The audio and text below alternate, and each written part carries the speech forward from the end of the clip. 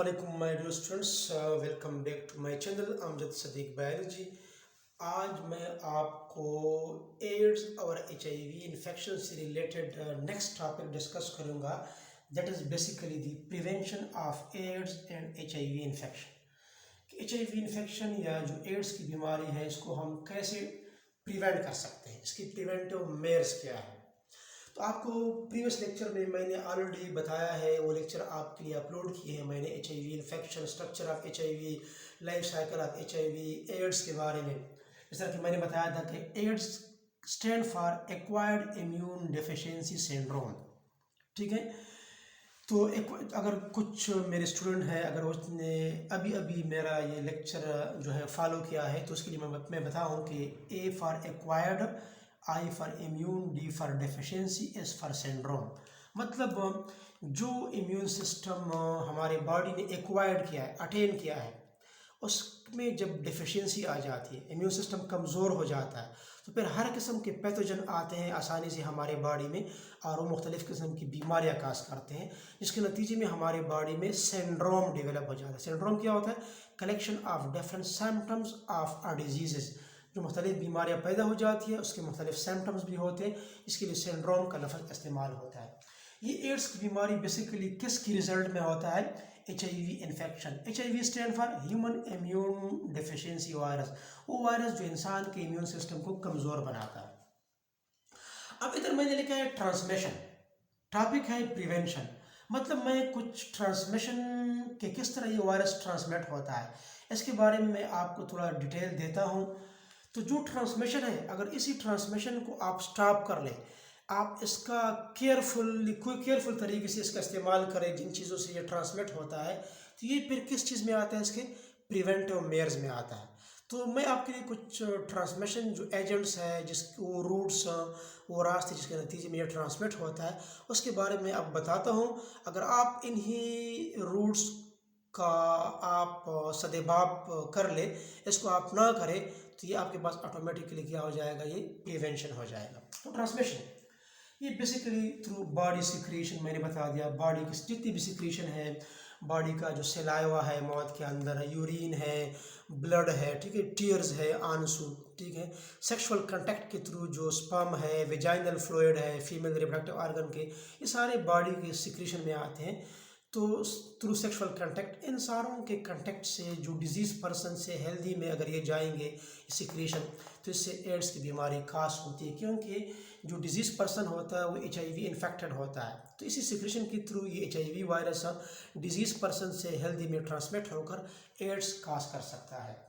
इसके अलावा ब्लड या ब्लड प्रोडक्ट्स, ब्लड को जब तक आपने अपने ब्लड को स्क्रीन नहीं किया होता है, आप किसी को डोनेट ना करें, या ब्लड से जो आप मुख्तलिफ़ किस्म की जो चीज़ें बनाई जाती है जो लेबॉर्ट्री में स्पेशली अवेलेबल होते हैं, उससे भी वायरस के फैलने का क्या होता है? खदशा होता है। या वो औज़ार, वो आलात, वो इंस्ट्रूमेंट्स जो ब्लड से रिलेटेड होते हैं, ब्लड के लिए इस्तेमाल होते हैं, वो भी प्रॉपरली क्या होने चाहिए? वो स्टीरलाइज होना चाहिए, वो कंटिमिनेट नहीं होना चाहिए, क्योंकि फिर वायरस के फैलने का खदशा होता है। साथ साथ शेयरिंग ऑफ कंटिमिनेटेड सरेंजेस एंड नीडल, सरेंज हो गया, नीडल्स वगैरह हो गई, कंटिमिनेट मीन इस पर वायरस वगैरह मौजूद हो, जो गंदे हो, इसको अगर आप शेयर करते हैं किसी डिजीज़ पर्सन वाले को, किसी हेल्दी में आप इंजेक्ट करते हैं इसी सरेंजेस को, तो ये डिजीज़ पर्सन से हेल्दी में ट्रांसमिट हो सकता है HIV वायरस। और भी वायरस भी इस तरीके से वो ट्रांसमिट हो सकते हैं।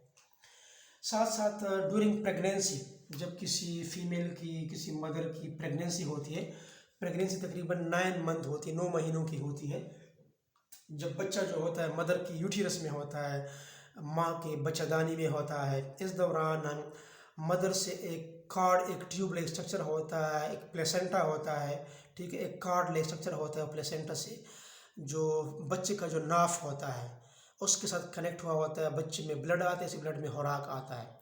अगर मदर इन्फेक्टेड है HIV, तो उसी प्लेसेंटा के थ्रू जो होता है, उसी कार्ड की मदद से ये वायरस जो है ये बच्चे फ्यूटस में भी आ सकते हैं, क्योंकि बच्चा जब मदर की यूटिरस में होता है इसको फिर फ्यूटस कहा जाता है। इस तरीके से भी ट्रांसमिट हो सकता है। प्रॉपर स्टीरिलाइजेशन प्रोसीजर होने चाहिए, साफ़ जरासीम से पाक होने चाहिए, and disposable needles for ایکوپنکچر. Disposable وہ جب آپ اس کو ایک دفعہ استعمال کر لیں اس کو آپ نے ڈسٹ بین میں پھینکنا ہے. اس طرح نہ ہو کہ یہ کنٹیمنیٹ ہو, ڈسپوزیبل ہو. ایسا نہ ہو کسی ڈیزیز پرسن کو کوئی نیڈل وغیرہ لگایا گیا ہو, نیڈل کا استعمال کیا گیا ہو اور اس کو آپ پھر دوبارہ اس نیڈل کو آپ دوبارہ استعمال کر لیں تو پھر کیا ہو سکتا ہے, تو پھر یہ اس سے ٹرانسمٹ ہو سکتا ہے. اس لیے میں بار بار اپنے اسٹوڈنٹ کو یہ بھی بتاتا ہوں کہ جب بھی آپ کسی باربر کے پاس جاتے ہیں, اسے جب آپ کوئی شیو وغیرہ کرواتے ہیں, ٹھیک ہے, تو آپ ہیئر کٹنگ کرتے تو آپ خاص خیال رکھا کرے باربر پر, آپ نظر رکھے کہ باربر کہیں کوئی پرانا بلیڈ تو استعمال نہیں کر رہا, کیونکہ ایسا نہ ہو کہ جو بلیڈ وہ پرانا استعمال کر رہا ہے اس نے باربر نے کسی اور بندے کا شیو یا کٹنگ کی ہوئی ہو اور ادھر کوئی بلیڈنگ ہوئی ہو, بلیڈنگ کے نتیجے میں کوئی وائرس سے انفیکٹ نہ ہوا ہو یہ بلیڈ. اگر اسی پرانے بلیڈ کو آپ کسی اور ہیلدی پرسن کے لیے استعمال کر رہے ہیں, ہیلدی پرسن میں کوئی بلیڈنگ آ جائے, کوئی کٹ آ جائے اسی بلیڈ پر, شاید کوئی HIV کے وائرسز موجود ہو تو یہ اسی بلیڈ سے ہیلدی پرسن کے باڈی میں ٹرانسمٹ ہو سکتا ہے. ٹھیک ہے, تو یہ چیزیں جو ہے بہت ضروری ہے. کسی کا ٹوتھ برش وغیرہ جو ہے, ہاسٹل وغیرہ میں آپ رہتے ہیں, کسی کا ٹوتھ برش وغیرہ, کسی کا باٹل, کسی کا گلاس وغیرہ جو ہے آپ لوگ استعمال نہ کریں. ٹھیک ہے, اپنے لیے اپنا پراپر ٹوتھ برش استعمال کیا کریں, اپنا جو ہے بوٹل پانی کا استعمال کیا کریں, اپنے پلیٹس, اپنا آپ کا گلاس ہونا چاہیے تاکہ یہ بیماری مزید پھیل نہ سکے. کیونکہ اس قسم کی یہ نیڈل مختلف پرپس کے استعمال ہوتے ہیں. اس طرح کہ ہم کہتے ہیں ایکوپنکچر. ایکوپنکچر میں ہم سوئی کا استعمال کرتے ہیں, نیڈل کا, اس کے نتیجے میں آپ سکن کو کاٹتے ہیں, کسی جانور کا, کسی اور چیز کا کھال جو ہوتا ہے, سکن ہوتا ہے, اس کو آپ کاٹتے ہیں یا کسی بیماری کی ٹریٹمنٹ کے طور پر آپ اس کو استعمال کرتے ہیں, اس کو آپ ایکوپنکچر کہتے ہیں.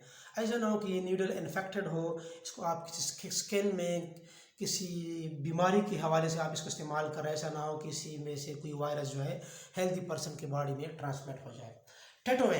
ٹیٹوئنگ اکثر آپ لوگوں نے دیکھا ہوگا, کچھ لوگ جو ہوتے ہیں ادھر ہاتھ پر ادھر کوئی نام وغیرہ, کوئی پراپر سائنس وغیرہ, کوڈز وغیرہ لکھتے ہیں. ٹھیک ہے, تو اگر آپ اسی نیڈل کو آپ استعمال کرتے ہیں, یا جو ریسلر وغیرہ ہوتے ہیں وہ اپنے شولڈر وغیرہ پر بھی کوئی خاص قسم کے کوڈز وغیرہ لکھتے ہیں, تو ایسا نہ ہو کہ یہ سوئی آپ کے پاس کنٹیمنیٹ نہ ہو.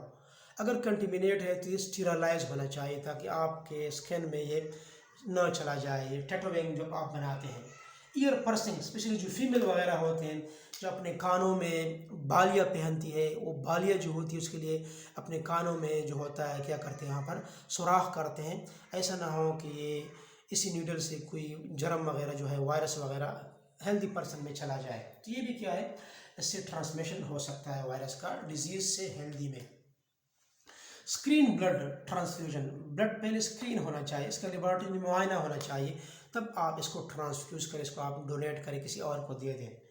سیکشول کنٹیکٹ کے تھرو بھی ہوتا ہے میل سے فیمیل میں. اگر میل انفیکٹڈ ہے تو میل کے سپرم سے فیمیل میں ہو سکتا ہے, اگر فیمیل انفیکٹڈ ہے تو فیمیل میں جو ویجائنل فلوئڈ ہے اس سے یہ میل میں بھی آ سکتا ہے, اور اورلی بھی ہو سکتا ہے. ٹھیک ہے, homosexuality, male to male sex جو ہوتا ہے, ٹھیک ہے, میل ٹو میل سیکس میں بھی کیا ہو سکتا ہے, HIV جو ہے یہ ڈیزیز پرسن سے ہیلدی میں ہو سکتا ہے, اس کو ہم ایڈلٹری کہتے ہیں, یہ زنا وغیرہ جو ہوتے ہیں.